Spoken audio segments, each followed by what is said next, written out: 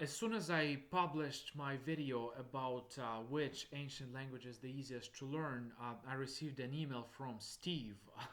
And he asked me, well, what about Egyptian? And I was like, oh man, yeah, I forgot to include Egyptian. So let me talk to you guys about ancient Egyptian language. How hard is it? Well, I would say it's as hard as Greek, okay? Same level of difficulty, okay? So, Egyptian grammar, ancient Egyptian grammar, is not hard. Okay, it's actually pretty straightforward. It's much simpler than Greek grammar. Okay, but the challenge is the writing. Okay, like learning all these hieroglyphs, and there are so many, and they can be used in different combinations, and it's so hard to read ancient Egyptian. It's simple grammar, but reading it and writing it is such a challenge that I would say it's as hard as Greek. Okay, and here is a really interesting question for you. Why do we have alphabets? I mean, Egyptians had a writing system. Why did people have to invent alphabets?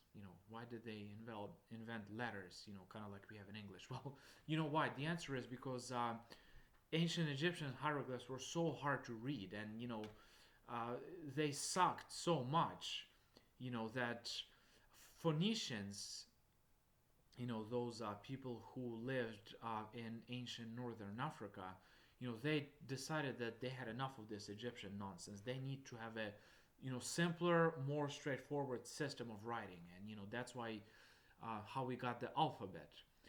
The first two letters, Aleph and Bet. That's what alphabet is. It's essentially whatever is based on this ancient Phoenician system.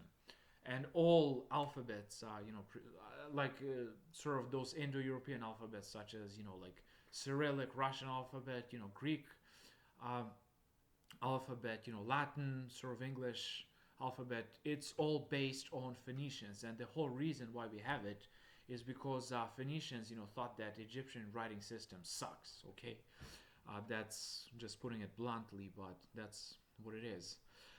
So Egyptian system is really hard to read, but it's so fun. It's just really, really fun. Those pictures and kind of how they, it's really kind of it engages your mind in a different way of studying Egyptian.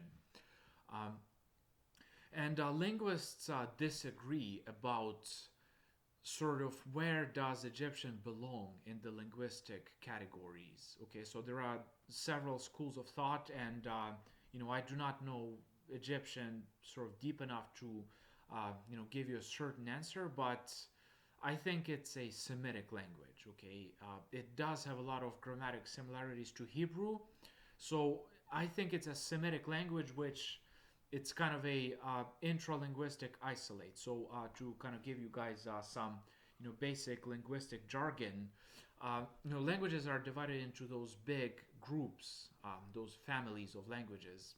So for instance, we have Indo-European languages, Greek, Latin, English, German, Russian, Persian, Hindi, Punjabi. All these languages are Indo-European. Then we have Semitic languages, such as Hebrew, Arabic, Amharic language of Ethiopia, Aramaic. These are Semitic languages. So I think, so you see within those groups, those languages are usually clustered together. So to give you an example, in the Indo-European family, we have Slavic languages, which include, Russian, Ukrainian, Bulgarian, Polish. We have Romance languages such as Spanish, Romanian, Italian, Portuguese. So you see, and here is a curious thing. Sometimes you have a language which belongs to a family, but which is not related to any other languages in this family. So, to give you an example, Greek. Okay, Greek. It's not Latin. I mean, it's not Romance. It's not Germanic. It's not Slavic. It is an Indo-European language, but it kind of exists by itself.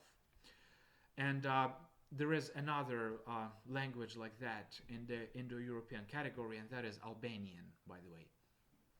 So I think Egyptian is an intralinguistic isolate in the Semitic language family. And like I said, it's pretty difficult to learn, but really, really fun. So, if you guys want to challenge yourself, check it out. It's a terrific language to learn.